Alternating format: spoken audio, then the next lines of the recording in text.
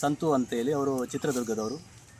ಅವರು ಸೈಕಲ್ ಮೂಲಕ ಪರಿಸರವನ್ನು ಉಳಿಸಬೇಕನ್ನುವಂಥ ಒಂದು ಉದ್ದೇಶ ಇಟ್ಟುಕೊಂಡು ಸೈಕಲ್ ಮೂಲಕ ಒಂದು ಆಂದೋಲನವನ್ನು ಪ್ರಾರಂಭ ಮಾಡಿದ್ದಾರೆ. ಸುಮಾರು ಭಾರತದಲ್ಲಿ ಈಗಾಗಲೇ 28 ರಾಜ್ಯಗಳನ್ನು ಸುತ್ತಿ ಇದೀಗ ಕರ್ನಾಟಕ ರಾಜ್ಯದಲ್ಲಿ ದಕ್ಷಿಣ ಕನ್ನಡ ಜಿಲ್ಲೆಯಲ್ಲಿ ಕೆಲವು ದಿನಗಳಿಂದ ಇಲ್ಲಿ ಇದ್ದಾರೆ.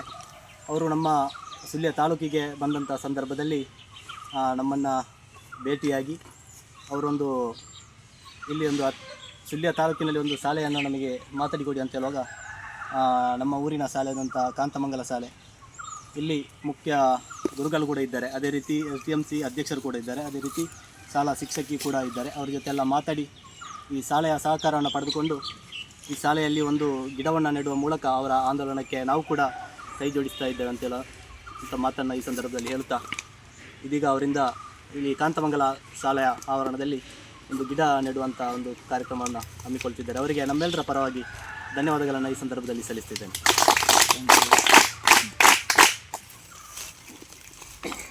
ಬನ್ನಿ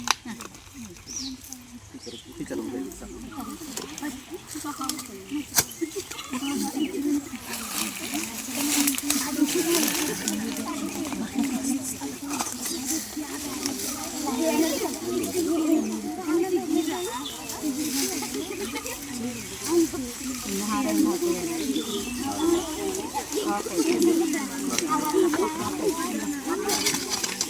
cross on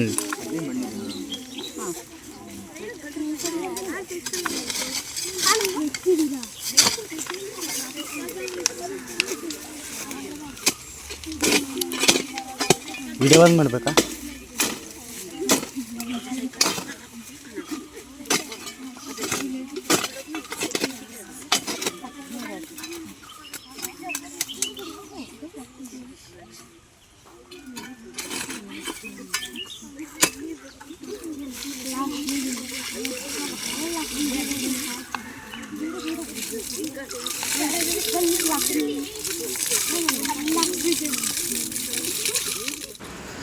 ಈ ಕಾಂತಮಂಗಲ ಶಾಲೆ ಹತ್ರ ಒಂದು ಗಿಡ ನೆಟ್ಬಿಟ್ಟು ಅಲ್ಲಿಂದ ಹಾಗೆ ಹೋಗಿ ಈ ಅಣ್ಣರ ಜೊತೆ ಊಟ ಮಾಡಿಕೊಂಡು ಅಲ್ಲಿಂದ ಹಾಗೆ ಸುಳ್ಯ ಪೊಲೀಸ್ ಸ್ಟೇಷನ್ ಹತ್ರ ಹೋದೆ. ಈ ಪೊಲೀಸ್ ಸ್ಟೇಷನ್ ಹತ್ರ ಹೋಗಿ ಅವರಿಗೆಲ್ಲ ಪರಿಸರದ ಬಗ್ಗೆ ಸ್ವಲ್ಪ ಜಾಗೃತಿ ಮೂಡಿಸ್ಬಿಟ್ಟು ಅಲ್ಲೆಲ್ಲ ಫೋಟೋ ತಕ್ಕೊಂಡು ಅಲ್ಲಿಂದ ಹಾಗೆ ಮುಂದೆ ಬಂದೆ. ಸೊ ನಾನೀಗಷ್ಟೇ ಇವಾಗ ಸುಬ್ರಹ್ಮಣ್ಯ ಹೋಗೋ ರೋಡಲ್ಲಿ ಇಲ್ಲೊಂದು ಶಾಲೆ ಕಾಣ್ತಾ ಇದೆ ನೋಡಿ, ಸೋಣಂಗೇರಿ ಅಂತ. ಸೊ ಈ ಶಾಲೆ ಹತ್ರ ಹೋಗಿ ಒಂದು ಗಿಡ ಇಟ್ಟು ಬಂದೆ. ಇವಾಗ ನಾನು ಇಲ್ಲಿಂದ ಸುಬ್ರಹ್ಮಣ್ಯ ಹೋಗಬೇಕು, ಕೆಳಗಡೆ ಹೊರಡೋಣ. ಸುಬ್ರಹ್ಮಣ್ಯ ಇಲ್ಲಿಂದ 32 ಕಿಲೋಮೀಟರ್ ಇದೆ. ರಸ್ತೆ ಮಾತ್ರ ತುಂಬ ಖರಾಬಾಗಿದೆ. ಹಾಗೆ ಮುಂದೆ ಹೋದರೆ ಒಂದು ಹೈಸ್ಕೂಲ್ ಇದೆಯಂತೆ, ಆ ಹೈಸ್ಕೂಲ್ ಹತ್ರ ಹೋಗೋಣ ಇವತ್ತು. ಸೊ ನಾನಿವಾಗ ಸುಳ್ಯದಿಂದ ಯಾವುದು ಸುಬ್ರಹ್ಮಣ್ಯ ಹೋಗ್ತಾ ಇದೆ. ಸುಬ್ರಹ್ಮಣ್ಯ ಇಲ್ಲಿಂದ 23 ಕಿಲೋಮೀಟರ್ ಇತ್ತು. ಇಬ್ಬರು ಅಣ್ಣವ್ರು ಸಿಕ್ಕಿದ್ರು, ಒಬ್ಬರು ಪುನೀತ್ ಅಣ್ಣ ಅಂತ, ಇನ್ನೊಬ್ಬರು ರೋಷನ್. ಸೊ ಸಿಕ್ಕಿದ್ರು, ಆವಾಗಲೇ ಮಾತಾಡ್ಸಿದ್ರು. ನಮ್ಮ ವೀಡಿಯೋಸ್ ಎಲ್ಲ ನೋಡ್ತಾ ಇರ್ತಾರಂತೆ ಇನ್ಸ್ಟಾಗ್ರಾಮಲ್ಲಿ. ಸೊ ನಾನು ಹಾಗೆ ಮುಂದೆ ಬರ್ತಾ ಇದ್ದೆ. ಪಾಪ ಮತ್ತೆ ಊರೊಳಗಡೆ ಹೋಗಿ ತಿಂಡಿ ಮಾಡ್ಕೊಂಡು ಹೋಗಿ ಅಂತ ಇಡ್ಲಿ ತಂದು ಕೊಟ್ಟರು. ತುಂಬ ಖುಷಿ ಆಯಿತು ಅಣ್ಣ, ಥ್ಯಾಂಕ್ಸ್ ಅಣ್ಣ, ತುಂಬ ಖುಷಿ ಆಯಿತು. ಸೊ ಇವಾಗ ನಾನು ಇಲ್ಲಿಂದ ಸುಬ್ರಹ್ಮಣ್ಯ ಹೋಗ್ತಾ ಇದ್ದೀನಿ. ಮುಂದೆ ಯಾವುದಾದ್ರು ಸರ್ಕಾರಿ ಶಾಲೆಗಳಿದ್ದಾವೆ? ಇದೆ, ನಮ್ಮೊಟ್ಟಿಗೆ ಬಂದರೆ 2 ಕಿಲೋಮೀಟರ್ ಇದೆ. ಬಟ್ ಹಪ್ಪಿದೆ, ನಾನು ತಳ್ಕೊಂಡು ಹೋಗಬೇಕು. ಇವರು ಸ್ಕೂಟಿನಲ್ಲಿ ಹೋಗ್ತಾರೆ. ಸೊ ಮುಂದೆ ಗಡೆಯಲ್ಲಿ ವೆಯ್ಟ್ ಮಾಡ್ತಾ ಇರ್ತೀರಾ 2 ಕಿಲೋಮೀಟ್ರು, ನಾನು ಬರ್ತೀನಿ ಬೇಗ. ಸೊ ಅಲ್ಲಿ ಶಾಲೆ ಹತ್ರ ಒಂದು ಗಿಡ ಇಟ್ಟು ಹೋಗೋಣ. ಓಕೆ, ಆ ಶಾಲೆ ಹತ್ರ ಮುಂದೆ ಅದು ಯಾವುದು ಊರು? ನಾರ್ನಕಜ್ಜಿ. ಹಾಂ, ನಾರ್ನಕಜ್ಜಿ. ಓಕೆ, ಆ ಊರಲ್ಲಿ ಹೋಗಿ ಒಂದು ಗಿಡ ಇಟ್ಕೊಂಡು ಹೋಗೋಣ. ತುಂಬ ಖುಷಿ ಆಯಿತು. ತಿಂಡಿ ಮಾಡ್ಕೊಂಡು ಹೋಗೋಣ. ಬೆಳಗ್ಗೆಯಿಂದ ತಿಂಡಿ ತಿಂದಿರಲಿಲ್ಲ, ಬರೀ ಒಂದೆರಡು ಚಿಪ್ಸ್ ಅದನ್ನು ತಿನ್ಕೊಂಡು ಅಷ್ಟೇ ಬಂದೆ. ಹೊರಡೋಣ. ಸೊ ನಾನಿವಾಗ ಸುಬ್ರಹ್ಮಣ್ಯ ಹೋಗೋ ರೋಡಲ್ಲಿ, ಸುಬ್ರಹ್ಮಣ್ಯ ಇಲ್ಲಿಂದ 24 ಕಿಲೋಮೀಟರ್ ಇದೆ. ಇಲ್ಲಿ ಒಂದು ನಾರ್ನಕಜೆ ಅಂತ ಒಂದು ಸರ್ಕಾರಿ ಶಾಲೆ ಇದೆ ಊರಲ್ಲಿ. ಈ ಶಾಲೆ ಹತ್ರ ಹೋಗ್ತಾಯಿದ್ದೀನಿ. ಗಿಡ ಎಲ್ಲ ಅಲ್ಲೇ ತುಂಬ ಬಾಡಿದೆ ಗುರು. ಸೊ ಹಾಗಾಗಿ ಆದಷ್ಟು ಬೇಗ ಭೂಮಿಗೆ ಇಟ್ಬಿಡೋಣ, ಇಲ್ಲಾಂದರೆ ಒಣಗೋಗ್ಬಿಡುತ್ತೆ. ಸೊ ಈ ಶಾಲೆ ಶಿಕ್ಷಕರು ಇದಕ್ಕೆ ಸ್ವಲ್ಪ ಅನುಮತಿ ಕೊಟ್ಟರೆ ಗಿಡ ಇಟ್ಕೊಂಡು ಹೋಗೋಣ. ಈ ಮಂಗಳೂರು ಜಿಲ್ಲೆನಲ್ಲಿರೋ ಶಾಲೆಗಳಂತೂ ರಸ್ತೆನಲ್ಲೇ ತಳ್ಳೋದಕ್ಕಾಗೋದಿಲ್ಲ. ಬೆಟ್ಟ ಗುಡ್ಡ ಎಲ್ಲ ಕಡಿದು ಆ ಜಾಗದಲ್ಲಿ ಶಾಲೆ ಮಾಡಿದ್ದಾರೆ. ಎಲ್ಲಿದೆ ಅಂತ ಗೊತ್ತಿಲ್ಲ ಶಾಲೆ. ಅಣ್ಣ ಎಲ್ಲಿದೆ ಶಾಲೆ? ಇಲ್ಲಿದೆಯಾ? ಸೊ ಬನ್ನಿ ಹೋಗೋಣ, ಇಡೋಣ. ಬರ್ತೀರಣ್ಣ ನೀವು? ಬನ್ನಿ. ಸೊ ಇವಾಗ ಹೆಡ್ ಮಾಸ್ಟರ್ ಹತ್ರ ಹೋಗೋಣ, ಹೋಗ್ಬಿಟ್ಟು ಗಿಡ ಇಡ್ತೀನಿ ಅಂತ ಕೇಳೋಣ. ಸೊ ಇವಾಗ ನಾನು ನಾರಾಯಣ ಗಜೆ ಪ್ರಾಥಮಿಕ ಶಾಲೆ ಹತ್ರ ಬಂದುಬಿಟ್ಟು ಒಂದು ಗಿಡ ಇಟ್ಟಿದ್ದೀನಿ. ಇವಾಗ ತುಂಬ ಬಿಸಿಲಿರೋದ್ರಿಂದ ಶಿಕ್ಷಕರು ಆ ಸ್ಟೂಡೆಂಟ್ಸ್ನ ಹೊರಗಡೆ ಕಳಿಸ್ತಾ ಇಲ್ಲ. ಅಲ್ಲಿ ಶಾಲೆ ಕಾಣ್ತಿದೆಯಲ್ಲ, ಆ ಶಾಲೆ ಹತ್ರ ಅವ್ರ ಸ್ಟೂಡೆಂಟ್ಸ್ ಅಲ್ಲೇ ಇದ್ದಾರೆ. ನಾನು ಇಲ್ಲಿಗೆ ಬಂದು ಗಿಡ ಇಟ್ಟಿದ್ದೀನಿ. ವಿದ್ಯಾರ್ಥಿಗಳು ನೀರು ತಗೊಂಬರ್ತಾಯಿದ್ದಾರೆ. ಸೊ ಆನಂತರ ಅಲ್ಲಿಗೆ ಹೋಗಿ ಮಕ್ಕಳಿಗೆ ಸ್ವಲ್ಪ ಪರಿಸರದ ಬಗ್ಗೆ ಜಾಗೃತಿ ಮೂಡಿಸಿ ಇಲ್ಲಿಂದ ಹಾಗೆ ಮುಂದೆ ಹೋಗೋಣ. ಪರವಾಗಿಲ್ಲ, ಅದಕ್ಕೆ ಹಾಕಿ ತಗೊಂಡು ಹಾಕಿ. ಸೊ ಜಾಸ್ತಿ ನೀರು ತಗೊಬಂದಿದ್ದಾರೆ. ಈ ಗಿಡಕ್ಕೆ ಪ್ರತಿದಿನ ನೀರು ಹಾಕಬೇಕು, ಆಯಿತಾ? ಬುಡಕ್ಕೆ ಹಾಕಬೇಡಿ, ಸೈಡಿಗೆ ಹಾಕಿ. ಹಾಂ, ಅಲ್ಲಿಗೆ ಹಾಕಿ. ಹಾಂ, ಗುಡ್, ಸಾಕು. ನಾನು ಮುಂದಿನ ವರ್ಷ ಮತ್ತೆ ಬರ್ತೀನಿ ಇಲ್ಲಿಗೆ. ಈ ಗಿಡ ಹಾಗೆ ದೊಡ್ಡದಾಗಿರಬೇಕು, ಆಯಿತಾ? ತಗೊಳ್ಳಿ ಇದನ್ನು ಸಲಕರಣೆ. ಬನ್ನಿ ಹೋಗೋಣ. ಎಲ್ರಿಗೂ ಕೂಡ ಟ್ಯಾಂಕ್ಸ್. ಸೊ ಇವಾಗ ಅಲ್ಲಿಗೆ ಹೋಗಿ ಸ್ವಲ್ಪ ಜಾಗೃತಿ ಮೂಡಿಸೋಣ ಬನ್ನಿ. ತುಂಬ ಬಿಸಿಲಿತ್ತು, ಹಾಗಾಗಿ ಶಿಕ್ಷಕರು ಸ್ಟೂಡೆಂಟ್ಸ್ನ ಯಾರನ್ನೂ ಕೂಡ ಹೊರಗಡೆ ಕಳಿಸ್ತಿಲ್ಲ. ನನ್ನ ಜೊತೆ ಒಂದು 5-6 ಹುಡುಗರನ್ನ ಕಳಿಸಿದ್ರು ಅಷ್ಟೇ. ನಾವು ಮಾತ್ರ ಹೋಗಿ ಗಿಡ ಇಟ್ಟು ಈ ಕಡೆ ಹೊರಗಡೆ ಬಂದ್ವಿ. ಸೊ ನಾನಿವಾಗ ಕಡಬದಿಂದ ಒಂದು ಕಿಲೋಮೀಟ್ರ್ ಹಾಗೆ ಮುಂದೆ ಬಂದೆ, ಸಿಟಿಯಿಂದ ಮುಂದೆ ಬಂದೆ. ಇಲ್ಲೊಂದು ಸಾಣಿಕ ನರ್ಸರಿ ಅಂತ ಇತ್ತು. ಈ ಸಾಣಿಕ ನರ್ಸರಿನಲ್ಲಿ ಒಂದು ವಿಶೇಷವಾದ ಗಿಡ ಕೊಟ್ಟಿದ್ದಾರೆ ನೋಡಿ. ಎಲ್ಲ ಕಡೆ ಹಲಸಿನ ಗಿಡ, ಚೆರ್ರಿ ಗಿಡ ಮತ್ತು ಬಾದಾಮಿ ಗಿಡ ಕೊಡೋರು. ಇಲ್ಲಿ ನನಗೆ ಮಾವಿನ ಗಿಡ ಕೊಟ್ಟಿದ್ದಾರೆ. ಇದು ಬಾಡೋದಿಲ್ಲ, 1-2 ದಿನ ಆದರೂ ಕೂಡ ಬಾಡೋದಿಲ್ಲ.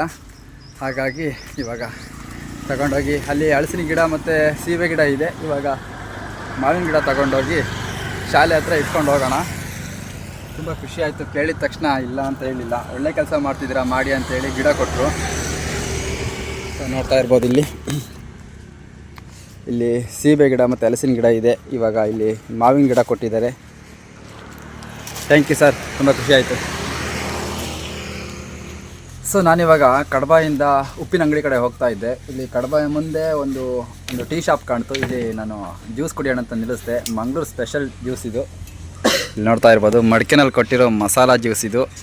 ನಾನು ಫಸ್ಟ್ ಟೈಮ್ ಕುಡಿತಾ ಇರೋದು. ಇದರಲ್ಲಿ ಐಸು, ನಿಂಬೆಹಣ್ಣು ಮತ್ತು ಮಸಾಲ, ಹಸಿಮೆಣಸಿಕಾಯಿ ಅದೆಲ್ಲ ಹಾಕಿದ್ದಾರೆ. ನೋಡಿ ಹೇಗಿದೆ, ಕೈಯೆಲ್ಲ ಗಲೀಜಾಗಿ ಹೋಗ್ಬಿಟ್ಟಿದೆ ಗುರು ಅಲ್ಲಿ. ಸೊ ಇದನ್ನು ಹಂಡವರು ನನಗೆ ಫ್ರೀಯಾಗಿ ಕೊಟ್ಟಿದ್ದಾರೆ. ಇದು 30 ರೂಪಾಯಿ ಅಂತೆ.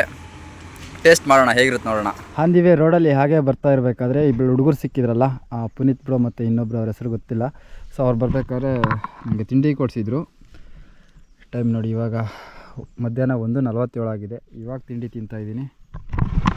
ನಮಸ್ತೆ ಬ್ರೋ. ಹಾಯ್ ಬ್ರೋ, ನಿಮ್ಮ ಹೆಸರು? ರೇವಂತ್. Thank you. ಈ ಕಡೆ ಎಲ್ಲ ಹೋಗ್ತಾ ಇದ್ದೀರಿ ನೀವು? ನಾವು ಆ ಕಡೆ ಹೋಗಿ ನೋಡಿ ಈ ಕಡೆ ಬಂದ್ವಿ. ಹೂವಲ್ಲಿ ಕೊಡ್ಲಿಕ್ಕೆ ಪಾರ್ಸಲ್ ಆಗಿ. ಹೌದಾ, ವಾಪಸ್ ಬಂದ್ರಾ? Flipkart delivery. ಹಾಂ, ಓಕೆ ಓಕೆ. ಕೊಟ್ಟು ಬಂದಿದ್ದು, ಹೋಗೋತ್ತಿಗೆ ನೋಡಿದ್ವಿ. Thank you. ಸುಬ್ರಹ್ಮಣ್ಯ. ಹಾಂ, ಸುಬ್ರಹ್ಮಣ್ಯ. 6 ಥರ ಹಣ್ಣಿನ ಗಿಡಗಳಿದ್ದಾವೆ. ಎಲ್ಲದೂ ಕೂಡ ತುಂಬ ಚೆನ್ನಾಗಿ ಬೆಳೆಸ್ಕೊಂಡಿದ್ದಾರೆ. ಎಷ್ಟು ಗಿಡ ನೋಡಿ, ಎಷ್ಟು ಚೆನ್ನಾಗಿ ನಗ್ತಾ ಇದ್ದಾವೆಲ್ಲ. ಸೊ ಇವಾಗ ಯಾವುದಾದ್ರೂ ಒಂದು ಚಿಕ್ಕ ಪ್ಯಾಕೆಟ್ ಇರೋ ಗಿಡ ಇಸ್ಕೊಂಡು ಹೋಗೋಣ. ಯಾಕಂದರೆ ನನಗೆ ಕೂಡ ಕ್ಯಾರಿ ಮಾಡೋದಕ್ಕೆ ಸ್ವಲ್ಪ ಫ್ರೀ ಆಗಲಿ ಅಂತ ಹೇಳಿ ಮಾಡ್ತಾ ಇದ್ದೀನಿ ಈ ಕಡೆ.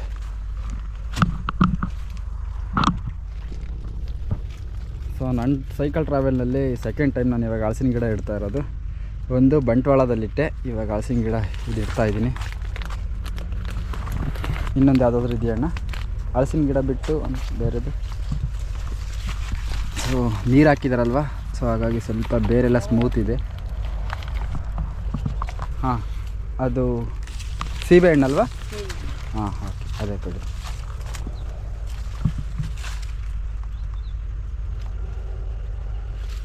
ಓಕೆ.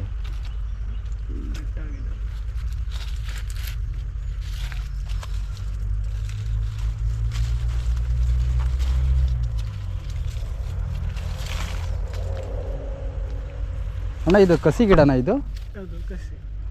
ಎಷ್ಟು ದಿನ ಕಣ್ಣು ಬಿಡುತ್ತೆ ಇದು? ಅದು ನಮಗೆ 2 ವರ್ಷ. 2 ವರ್ಷದಲ್ಲಿ ಹಣ್ಣು ಬರುತ್ತೆ. ಇದು ಸೀಬೆ ಹಣ್ಣು ಕೂಡ ಕಸಿ ಗಿಡನಾ? ಇದು ಎಷ್ಟು ವರ್ಷಕ್ಕೆ ಹಣ್ಣು ಬರುತ್ತಿದ್ದು? ಇದು ನಿಮಗೆ 1 ವರ್ಷ. 1 ವರ್ಷದಲ್ಲಿ ಬಂದುಬಿಡುತ್ತಾ? ಓಕೆ, ತುಂಬ ಟ್ಯಾಂಕ್ಸ್ ಅಣ್ಣ ಕೊಡ್ತಾ ಇರೋದಕ್ಕೆ. ಸೊ ನಾನು ಅಲ್ಲಿ ಗೌರ್ಮೆಂಟ್ ಆಫೀಸ್ ಹತ್ರ ಹೋಗಿ ಕೇಳಿದೆ. ಅವರು ಮರ ಅಷ್ಟೇ ಸೇಲ್ ಮಾಡೋದು ಅಂತಂದರು. ಹಾಗಾಗಿ ಅವ್ರು ಹೇಳಿದರು ಅಡ್ರೆಸ್ ಮುಂದೆ ಒಂದಿದೆ, ಅವ್ರ ಹತ್ರ ಹೋಗಿ ಕೇಳಿ ಅಂತ ಬಂದೆ.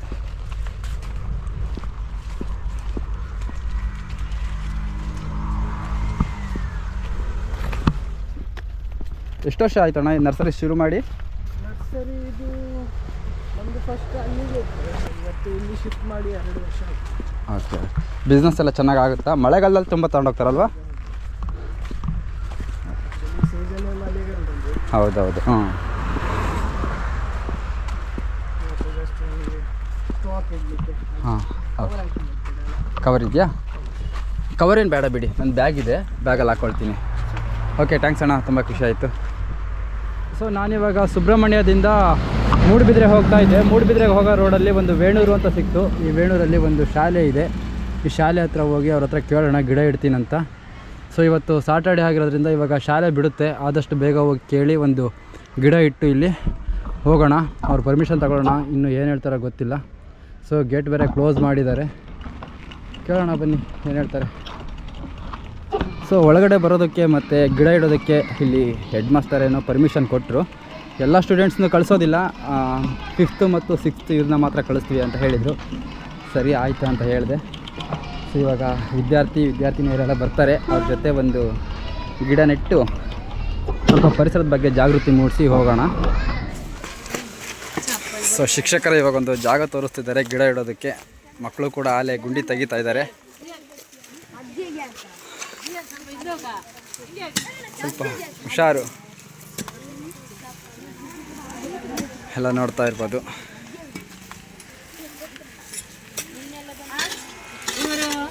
ಎಂತ ಸೈಕಲಲ್ಲಿ? ಹಾಂ, ಸೈಕಲ್ನಲ್ಲಿ ಪ್ರವಾಸ. ಸೈಕಲ್ನಲ್ಲಿ ಪ್ರವಾಸ ಇಡೀ 1 ವರ್ಷ 2 ತಿಂಗಳಾಯ್ತಂತೆ ಅವರು ಹೌದು ಮೇಡಮ್. ಮನೆಗೆ ಹೋಗದೆ. ನೋಡಿ, 1 ವರ್ಷ 2 ತಿಂಗಳು ಅವರು ಹೊರಟು, ಅಷ್ಟು ಸಮಯ ಆಯಿತು.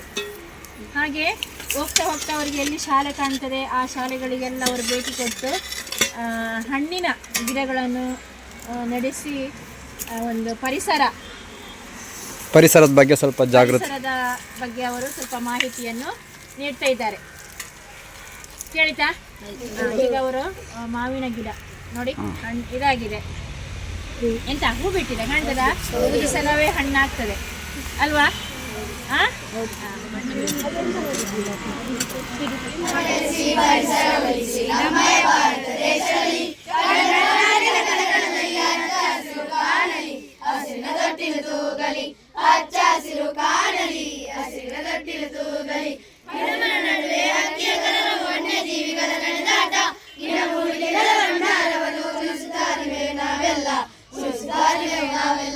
ಗಿಡಮರ ಬೆಳೆಸಿ ಪರಿಸರ ಉಳಿಸಿ ನಮ್ಮಯ ಭಾರತ ದೇಶದಲ್ಲಿ ಕನ್ನಡ ನಾಡಿನ ಕಣಕಣದಲ್ಲಿ ಹಚ್ಚ ಹಸಿರು ಕಾಣಲಿ ಹಸಿರಿನ ತೊಟ್ಟಿಲು ತೂಗಲಿ ಹಚ್ಚ ಹಸಿರು ಕಾಣಲಿ ಹಸಿರಿನ ತೊಟ್ಟಿಲು ತೂಗಲಿ ಹಸಿರು ತಿಳಿದ ನಾವು ಮರಗಿಡ ಬೆಳೆಸಲು ತೊಡಗೋಣ ಹಸಿರಿನ ಏರಿನರಿಯುತ್ತ ನಾವು ಶುದ್ಧ ಹರಿಯನ್ನು ಪಡೆಯೋಣ ಶುದ್ಧ ಹರಿಯನ್ನು ಪಡೆಯೋಣ ಗಿಡಮರ ಬೆಳೆಸಿ ಪರಿಸರ ಉಳಿಸಿ ನಮ್ಮಯ ಭಾರತ ದೇಶದಲ್ಲಿ ಕನ್ನಡ ನಾಡಿನ ಕಣಕಣದಲ್ಲಿ ಹಚ್ಚ ಹಸಿರು ಕಾಣಲಿ ಹಸಿರಿನ ತೊಟ್ಟಿಲು ತೂಗಲಿ ಹಚ್ಚ ಹಸಿರು ಕಾಣಲಿ ಹಸಿರಿನ ತೊಟ್ಟಿಲು ತೂಗಲಿ.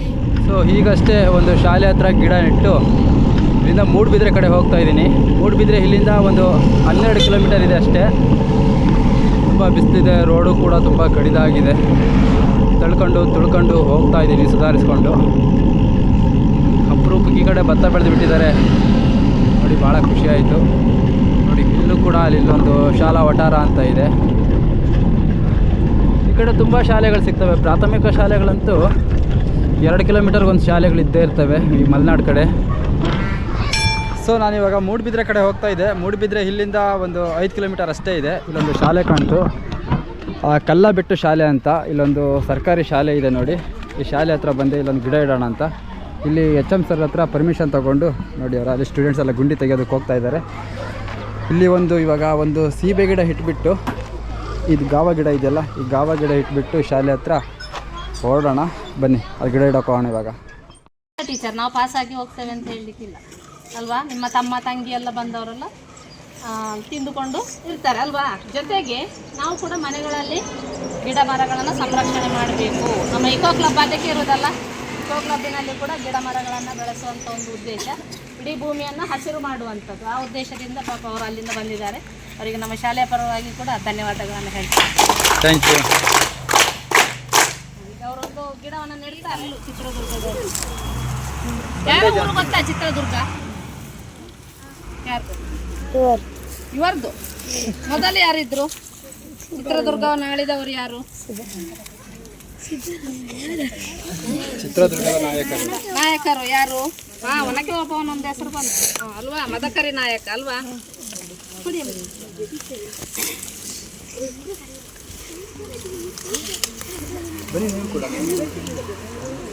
ಒಂದಿಬ್ಬರು ನಿಲ್ಲಿ ಅವರೊಟ್ಟಿಗೆ, ಅಲ್ಲಿ ಕೂತ್ಕೊಳ್ಳಿ ಅವರೊಟ್ಟಿಗೆ. ಅಡ್ಡ ತಿಂದು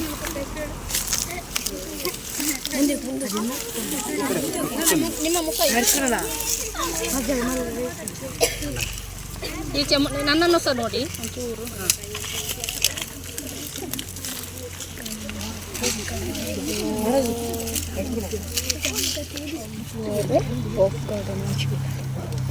ಮತ್ತೆ ಅದಕ್ಕೆ ಸಂಜೆ ಸ್ವಲ್ಪ ಹುಲ್ಲು ಸ್ವಲ್ಪ ಅದಕ್ಕೆ ಮುಚ್ಚಿ ಬಿಡ್ಬೇಕಾಯ್ತು. ಸಂಜೆ ಯಾರು ಬರೋದು ಪ್ರತಿರಾತ್ರಿ? ಅವರೆಲ್ಲ ಬರ್ತಾರೆ. ಸ್ವಲ್ಪ ಹುಲ್ಲನ್ನು ಅದರ ಮೇಲೆ ಹಾಕಿಬಿಟ್ಟು ತಂಪು. ಸೊ ನಾನು ಫೈನಲಿ ಮೂಡುಬಿದ್ರೆ ಬಂದೆ. ಈ ವಿಡಿಯೋ ನಿಮಗೆ ಇಷ್ಟ ಆಗಿದ್ರೆ ಲೈಕ್ ಮಾಡಿ, ಕಮೆಂಟ್ ಮಾಡಿ ಮತ್ತು ಶೇರ್ ಮಾಡಿ, ಸಬ್ಸ್ಕ್ರೈಬ್ ಮಾಡೋದು ಮಾತ್ರ ಮರಿಬೇಡಿ. ಫ್ರೆಂಡ್ಸು ಫ್ಯಾಮಿಲಿ ಎಲ್ಲರಿಗೂ ಕೂಡ ಈ ವಿಡಿಯೋನ ಶೇರ್ ಮಾಡಿ. ಮತ್ತು ನೆಕ್ಸ್ಟ್ ವಿಡಿಯೋದಲ್ಲಿ ಸಿಗ್ತೀನಿ. ಅಲ್ಲಿವರೆಗೂ ಜೈ ಹಿಂದ್, ಜೈ ಕರ್ನಾಟಕ.